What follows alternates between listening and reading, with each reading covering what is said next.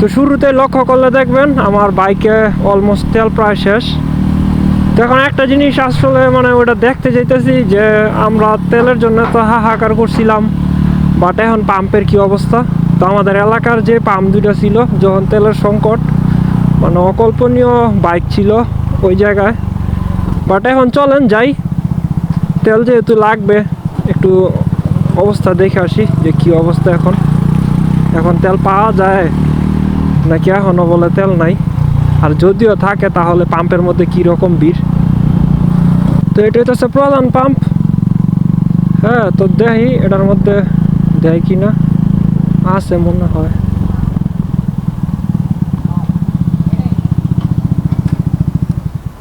তো আছে 500 টাকার, 500 টাকার দো। ওটা বন্ধ, এটা লাগান, এটা এটা বন্ধ, উড়ে গেল।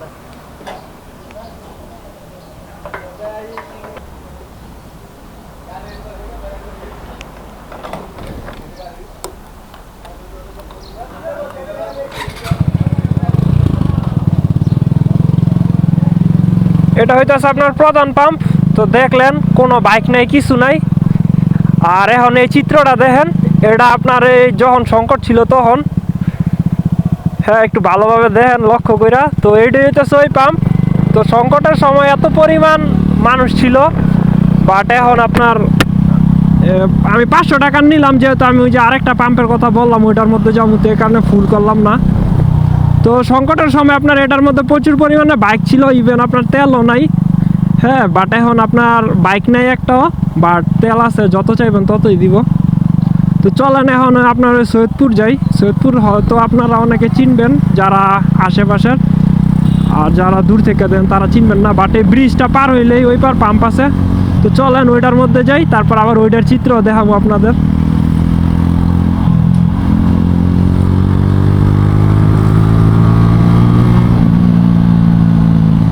এই পার।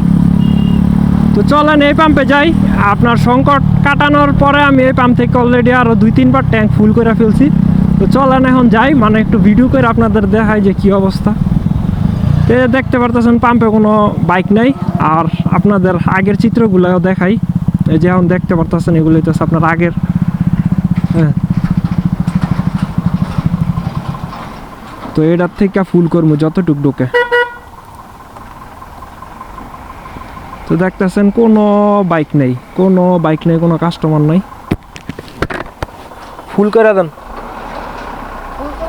হ্যাঁ,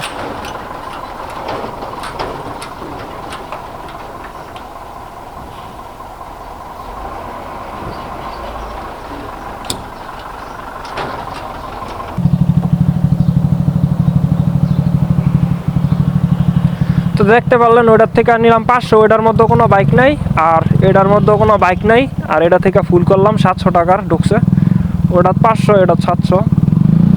পাম্পে একটা বাইকও নাই। আসলে ব্যাপারটা হইতাছে যে আপনার একটা পরিকল্পিতভাবে আর কি একটা সিন্ডিকেটের মাধ্যমে তেলের দামটা বাড়ানোর উদ্দেশ্যেই এই ক্রাইসিসটা তৈরি করা হয়েছিল। নয়তো আপনার আমি কিন্তু এই যে ক্রাইসিস শেষ হওয়ার পরে আমি অলরেডি এই যে এবার নিয়ে 3 বারের মতো ফুল ট্যাঙ্কি করছি। হ্যাঁ, এইটা থেকে, এই পাম্প থেকে। তো আপনার যখন তেলের দামটা বাড়লো এর পরপরই আপনার এই পাম্পে তেল অ্যাভেলেবেল হয়ে গেছে। শুধু অ্যাভেলেবেল না, ফুল ট্যাঙ্কিও হয়ে গেছে। আর জনগণও নাই। আসলে ওই জনগণগুলো কই গেল, কল্পনার মতো আর কি ছিল তখন। তো এই ছিল আসলে বাস্তবতা। আর বাঙালি আসলে মানে একটু হুজুগে বাঙালি। তো ভিডিওর শুরুতে দেখাইছি আমার তেল আপনার অলমোস্ট শেষ পর্যায়ে গেছিলো, এই কারণে বসছি। আর নয়তো আমার তেল সব সময় আমি ফুল ট্যাঙ্কি করি, তারপর তেল যখন শেষ হয়ে যায় তখন আবার ফুল ট্যাঙ্কি করি। ঘন ঘন তেল নেওয়ার কোনো প্রবণতা আমার ছিল না, বা এখনও নাই। আর আমার প্রচুর রাইড করার পরে এই যে আপনারা মিটারও দেখতে পারতেছেন 67,000 কিলো অলরেডি হয়ে গেছে। বাট বাইকের কন্ডিশন দেখে আপনারা বুঝবেন না। তো আসলে কৃত্রিমভাবে ক্রাইসিসটা তৈরি করা হয়েছিল যেন আপনার দামটা বাড়ানো যায়। আর তাও আপনার 1 লাফে 20 টাকা বাড়াইতে ফেলছে, 120 থেকে 140 হয়ে গেছে।